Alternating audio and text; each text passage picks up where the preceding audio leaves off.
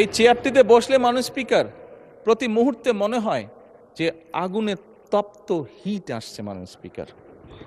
হাসার কিছু নেই, আমি যা ফিল করি আমি আপনাদেরকে তাই বলছি, মানুষ স্পিকার, একজন রাজনীতিবিদ হিসাবে আমারও তো ইচ্ছা করে পপুলার কথা বলতে, যাতে জোরে জোরে তালি পায়, কিন্তু এই চেয়ার প্রতি মুহূর্তে আমাকে স্মরণ করে দেয়, no, you have to take the right decision, not the popular decision.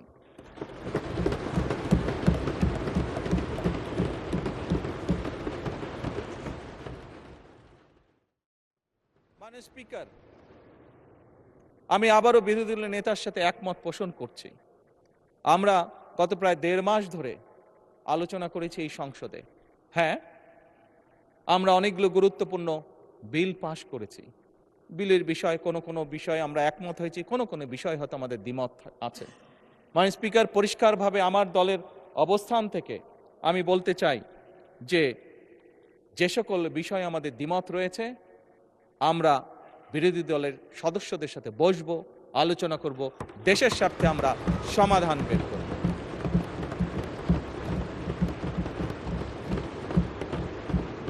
মাননীয় স্পিকার, নিশ্চয়ই আপনারও মনে আছে, এখানে সকলেরই মনে আছে, রোজার সময় বিরোধী দলীয় নেতা আমাকে ওনাদের ইফতার পার্টিতে দাওয়াত করেছিলেন। আমরা সেখানে গিয়েছিলাম, আমি গিয়েছিলাম, আমার সাথে আজকের হোম মিনিস্টারের সাথে ছিলেন। আমরা সেখানে ওনাদেরকে প্রস্তাব দিয়েছিলাম যে ডেপুটি স্পিকারের প্রস্তাবটি, যে ওটা ওনাদের দলীয় সিদ্ধান্তের কারণে ওনারা সেটা গ্রহণ করেন, সেটা ওনাদের পলিসির ব্যাপার, কিন্তু আমরা ওনাদেরকে প্রস্তাব দিয়েছিলাম যে আমরা চাই যে ডেপুটি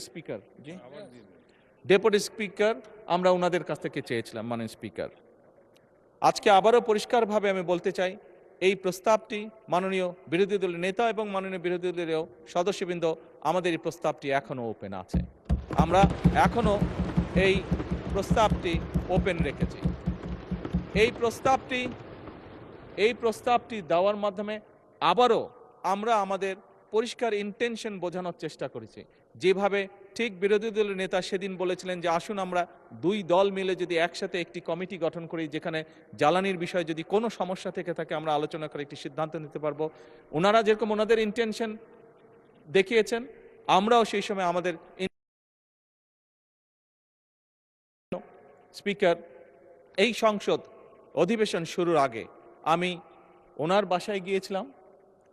ওনার বাসায় গিয়ে দেশ পরিচালনা করার জন্য ওনাদের সহযোগিতা আমি চেয়ে এসেছিলাম। একইভাবে আমি নাহিদ ইসলামেরও বাসায় গিয়েছিলাম, এনসিপির কাছে আমি বলেছিলাম দেশ পরিচালনায় আপনাদেরও সহযোগিতা প্রয়োজন। মাননীয় স্পিকার,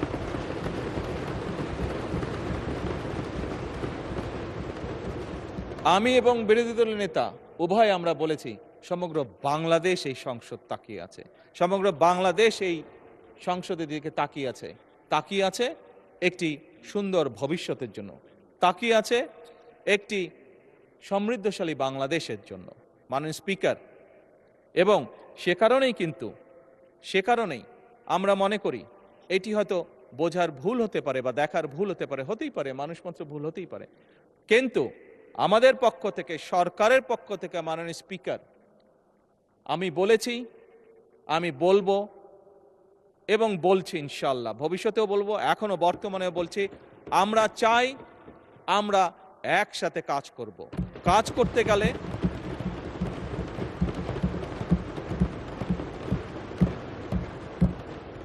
মাননীয় স্পিকার, অতীতে যতবারই গণতন্ত্র চলতে শুরু করেছিল, বিভিন্ন সময় গণতন্ত্র বাধাগ্রস্ত হয়েছে।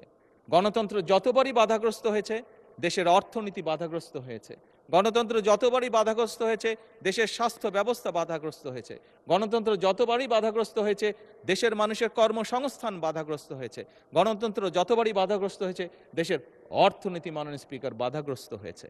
কাজেই এই মুহূর্তে আমরা সকলে যদি গিয়ে একটি সাধারণ মানুষকে জিজ্ঞেস করেছি তুমি কি চাও, আমি বিশ্বাস করি একজন সাধারণ মানুষ বলবে আমরা শান্তি চাই, একজন সাধারণ মানুষ বলবে আমরা নিরাপদ রাস্তা চাই, একজন সাধারণ মানুষ বলবে আমি আমার লেখাপড়া শেষ করে আমি একটি কর্মসংস্থান চাই, একজন গৃহিণী বা একজন নারী বলবে আমি নিরাপদে রাস্তায় যেতে চাই। মাননীয় স্পিকার, আজকে আমরা ইতিহাস নিয়ে হয়তো অনেক ডিবেট করেছি, কিন্তু মাননীয় স্পিকার, আমাদের এই ইতিহাসের ডিবেট সেই হামে অসুস্থ বাচ্চার মার মন কি শান্ত করতে পারবে? পারবে না। তার জন্য তো মাননীয় স্পিকার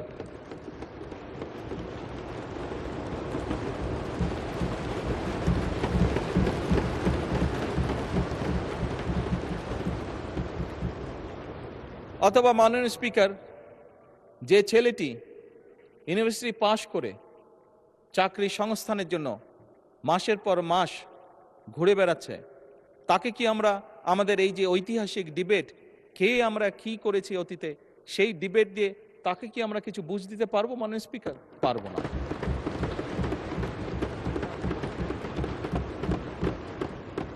মাননীয় স্পিকার, আমি একটু আগেই বলেছি যে বোরো ধানের এই যে যেখানে অতিবৃষ্টি হয়েছে, সেখানে যেই ফসল কৃষকরা ক্ষতিগ্রস্ত হয়েছে, তাদের কাছে যদি আমরা আমাদের এই মহান সংসদের মূল্যবান ঐতিহাসিক ডিবেট উপস্থাপন করি, সে যে ফসল হানির যে কষ্ট, সেই কষ্ট কি তার লাঘব করা সম্ভব হবে যদি তার জন্য আমরা কোনো একটি ব্যবস্থা করতে না পারি যে আগামী 3 মাস সে কি খাবে? হবে না মাননীয় স্পিকার। তাকে আমার খাবারের ব্যবস্থা করতে হবে, ওই বেকার যুবকটির জন্য আমার কর্মসংস্থানের ব্যবস্থা করতে হবে, হামে আক্রান্ত শিশুর জন্য তার মায়ের সান্ত্বনার জন্য আমাকে ওষুধের ব্যবস্থা করতে হবে।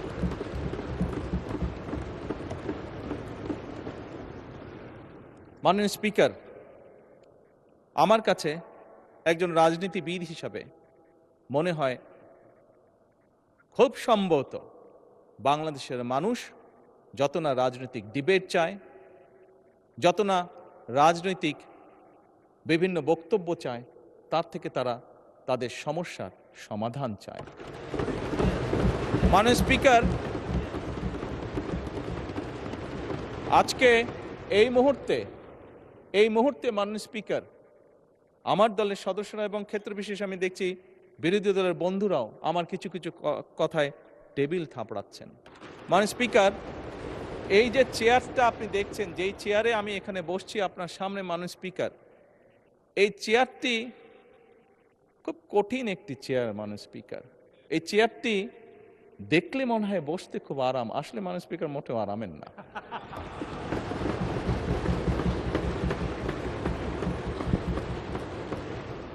এই চেয়ারটিতে বসলে মাননীয় স্পিকার প্রতি মুহূর্তে মনে হয় যে আগুনে তপ্ত হিট আসছে মাননীয় স্পিকার। হাসার কিছু নেই, আমি যা ফিল করি আমি আপনাদেরকে তাই বলছি, মাননীয় স্পিকার, এই চেয়ারের থেকে উঠে দাঁড়িয়ে আপনার সামনে বক্তব্যে আমি হয়তো অনেক পপুলার কথা বলতে পারতাম, যেটাতে আরো অনেক বেশি তালি হতো মাননীয় স্পিকার, কিন্তু এই চেয়ার আমাকে বলে যে আমি সবসময় পপুলার কথা বলতে পারি না, আমাকে সেটাই বলতে হবে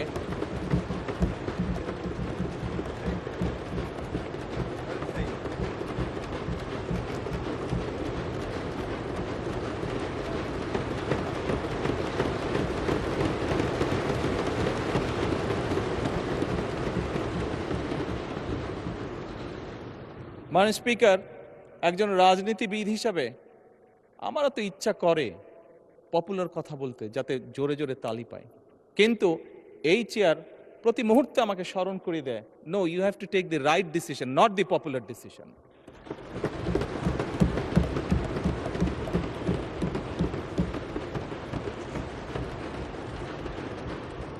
মাননীয় স্পিকার, আপনার মাধ্যমে আজকে এই সংসদের এই সবুজ চেয়ারে যারা বসে আছেন, আমি মনে করি আজকে বোধহয় আমাদেরকে সিদ্ধান্ত নিতে হবে যে আসুন আমরা পপুলার ডিসিশনে আলাপ করব না, আমরা আলাপ করব সঠিক ডিসিশনের ব্যাপারে, রাইট ডিসিশনের ব্যাপারে।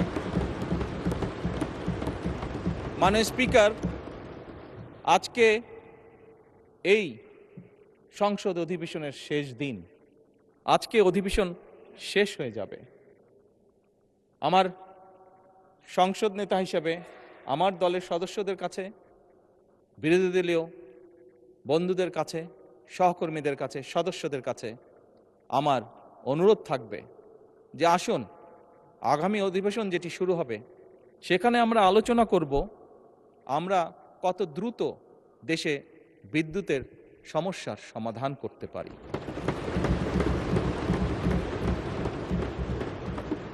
মাননীয় স্পিকার, আমরা আলাপ করতে চাই, আমি আলাপ করতে চাই আগামী সংসদে কত দ্রুত আমরা কত বেশি সংখ্যক মানুষের কর্মসংস্থান দেশেই হোক বিদেশি হোক তৈরি করতে পারি।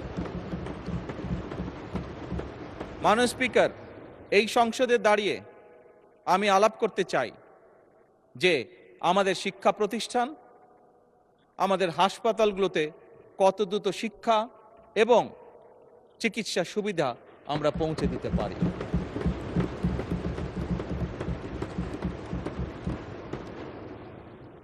মাননীয় স্পিকার, দিনের কার্যবিধিতে আপনি যখন শুরু করেন, বিভিন্ন সময় বিভিন্ন সংসদ সদস্য বলে ওঠেন তার এলাকায় রাস্তা লাগবে, তার এলাকায় ব্রিজ লাগবে, কারো এলাকায় কালভার্ট লাগবে।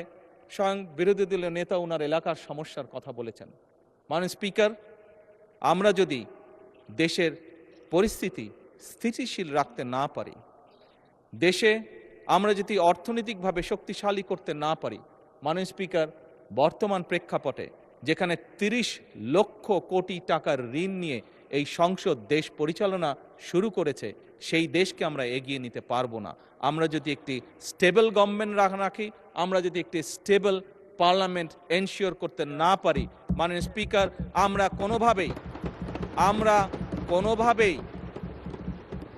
এই দেশকে সামনে নিয়ে যেতে পারবো না। মাননীয় স্পিকার, এই দেশকে যদি সামনে নিতে হয় তাহলে অবশ্যই আমাদের উভয় পক্ষকে একসাথে কাজ করতে হবে। হ্যাঁ, আপনারা দেখছেন ওপেন মিডিয়া সেল।